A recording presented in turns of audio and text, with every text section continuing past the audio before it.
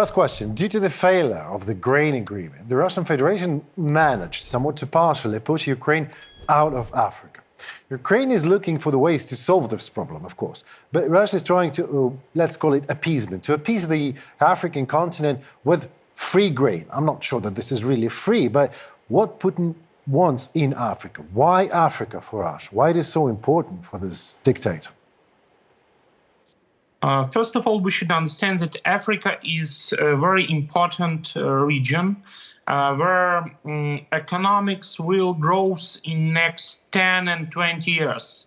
It's one of the most powerful regions of the world demographically, so it will impact also the economy. Yes, now they maybe cannot create something like in Western Europe or like in Northern America, right, but they grow very quickly. They create their own systems of education, their own systems of creating goods, from their own markets.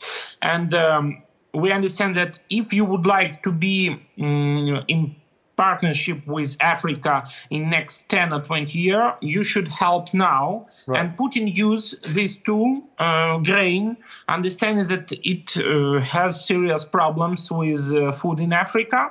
But in general, this last decision to put some part of the grain for free in some countries of Africa is just some kind of propaganda working, yeah? Because it's very, very small count of this grain. It's not enough to maybe even one big city in Africa to give this food for people at all. But Russia gained opportunity to say, hey, Africans, we sent to Africa some free grain and so on, so on. So you should understand that Russia is your friend, Russia is your partner, and so on. Okay. And is it working? In general, no, because this problem with food for Africa is much more serious than we can expect, yes? And Russia only uses this tool to make negative effects right, from the war right, against Ukraine and from the isolation of Russia, less influential on Russian politics in Africa. But in general, Russia is still very weak on African continent too. And Russia feels that they cannot be as powerful as USA or as France in African continent, because USA, France, Great Britain, they have more than 100 years of working with African continent and so on. Well, we know 100 years of colonization just as well. So they're always in memories, good memories and also, bad memories. Yes. But, you know, I read you, I know that Russia is giving this free grain, and it is definitely not for free. It will cost a lot more for African people in the future, I believe. But not only grain, like several mass media wrote about the Russian footprint in the strike, you know, this Polish-Ukrainian border. How likely you think that is the case, that Russia is really standing behind the scenes, behind the curtain of the strike?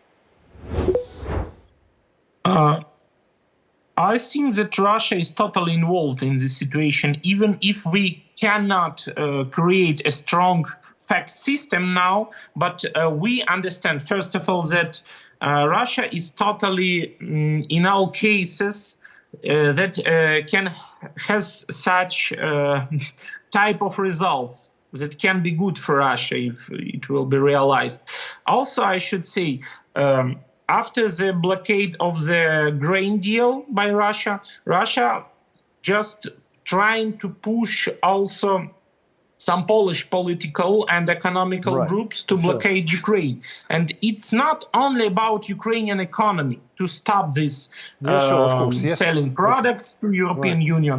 Right. It's mostly about blocking Ukrainian way to European Union, because now we see what things, for example, say Ursula von der Leyen.